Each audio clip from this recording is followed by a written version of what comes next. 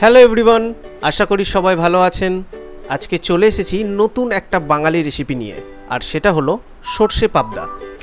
এটা আমি বানাবো একদম সাধারণভাবে, কিন্তু এটা গরম ভাতের সাথে খেতে জাস্ট জমে যাবে। তাহলে চলুন আজকে রেসিপিটা শুরু করি।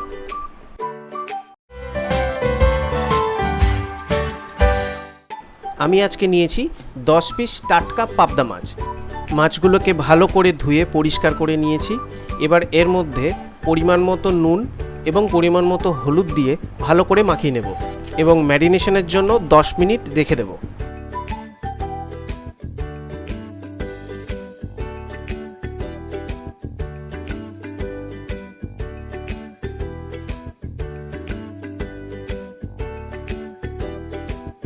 এরই মাঝে একটা মিক্সচার বানিয়ে নেব। তার জন্য নিচ্ছি 1 টেবিল চামচ হলুদ সর্ষে, 1 টেবিল চামচের থেকে একটু কম কালো সর্ষে, 1 টেবিল চামচ পোস্ত, 4টে কাঁচা লঙ্কা, সামান্য নুন এবং 2টো আইস কিউব দিয়ে একটা স্মুথ পেস্ট বানিয়ে নেব।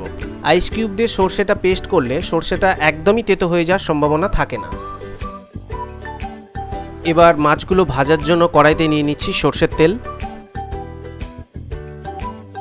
তেলটা ভালোভাবে গরম হয়ে গেলে মাছগুলো এক এক করে তুলে নিচ্ছি।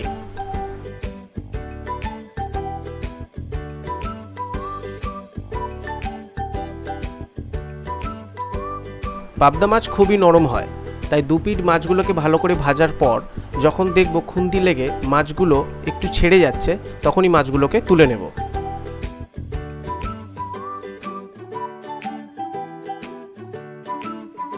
একইভাবে সমস্ত মাছগুলোকে ভেজে নেব।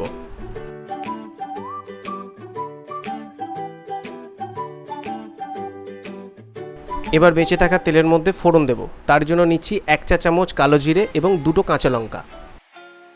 ভালোভাবে নেড়ে চেড়ে এর মধ্যে দিয়ে দেব একটা মিডিয়াম সাইজের গ্রেট করে রাখা টমেটো।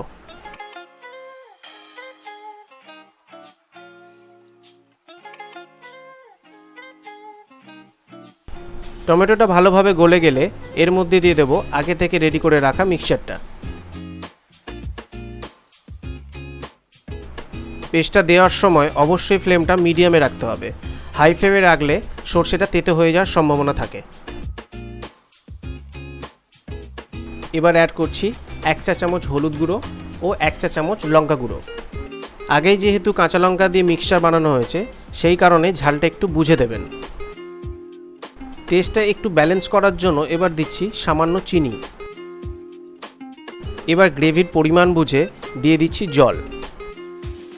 মিক্সচারটা বানানোর সময় যেহেতু আমি সামান্য নুন দিয়ে বানিয়েছিলাম, সেই কারণে জলটা অ্যাড করার পরে আমি নুনটা সামান্য টেস্ট করে তারপরে স্বাদ মতো নুন দিয়ে দেবো। গ্রেভিটা 2 মিনিট ফুটিয়ে নেওয়ার পর এর মধ্যে অ্যাড করছি ভেজে রাখা মাছগুলো।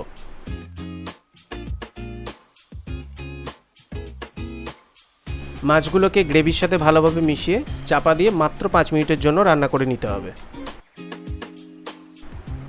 আজকের রেসিপি সর্ষে পাবদা একদম রেডি হয়ে গেছে। এবার সবার শেষে 1 টেবিল চামচের মতো কাঁচা সর্ষের তেল দিয়ে এটাকে নামিয়ে নেব। এই কাঁচা সর্ষের তেল দেওয়ার পরে এই রেসিপির টেস্টটা আরও কিছুটা বেড়ে যায়। অবশ্যই একদিন বাড়িতে বানিয়ে জানান আমাকে কেমন লাগলো।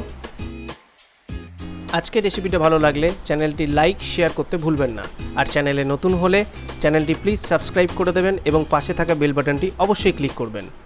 দেখা হচ্ছে পরবর্তী কোনো ভিডিওতে। ভালো থাকবেন, সুস্থ থাকবেন, ধন্যবাদ।